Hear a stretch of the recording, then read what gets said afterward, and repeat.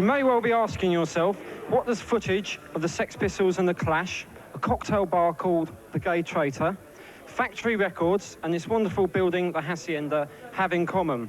Well, the answer is one man, which is this man here, Tony Wilson, who, as well as being boss of Factory Records and co-founder of the Hacienda, is also a TV presenter for Granada and started the TV programme So It Goes that just had the footage of the Sex Pistols and Clash. I'm blushing, aren't I? I'm blushing, I'm sorry. Tony, Yes, Tony. How did you get about starting Factory Records? Tell us the story behind that. Stiff Chiswick Challenge. Stiff Chiswick Challenge, Morley's going on about it.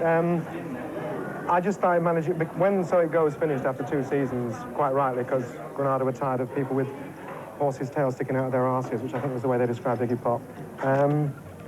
I wanted to stay involved with all the things that I was working with music. And a friend of mine was managing a band, Mr. Erasmus, who's over there, and I helped him manage the band. And we needed a gig for somewhere to play, and then needed a record company. It's called Praxis, but we won't go into that because it's really not the So time of night. Factory's been really successful, and you ended up building the Hacienda. There's one thing that everybody is always asking, that's why you call it a Hacienda. Is there a reason? Yeah, we found it inscribed on a tablet at our last gig. So That's completely untrue. It's the kind of answer that you want to give in all their interviews, and we'd not like to change the myth now. It is, by the way, Peter Hook from New Order, for those viewers who want to know.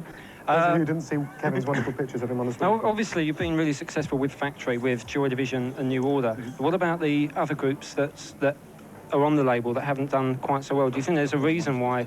Stockholm Monsters, yeah, and the many others. I think we got a problem. After you're fashionable, The Wake, 52nd Street, after you're fashionable, then you become unfashionable. Members of the rock press, such as the one we're going to bring in a minute, know the way this sort of fashion, ex-member, this fashion thing goes. And we suffered very badly from it because we were so successful and so notorious and well-known.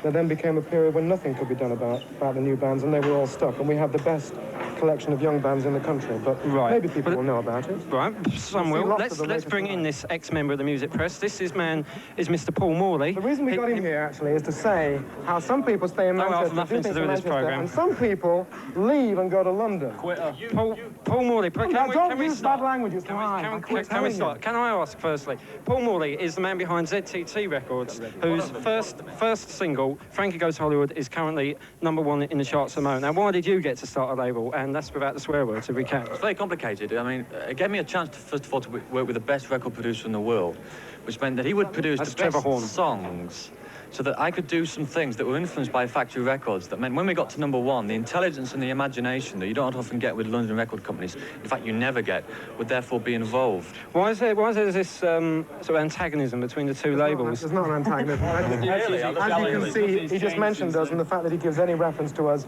in the wonderful thing that he's doing gives me a great deal of pleasure. I mean, we both have we're theoretically very similar, Paul Exactly. and myself. Most groups always say about their biggest influences. As a record label, the biggest influence in terms of its presentation was definitely Factory. Because record labels in London's the most boring place in the world, and people who work for record companies are stupid.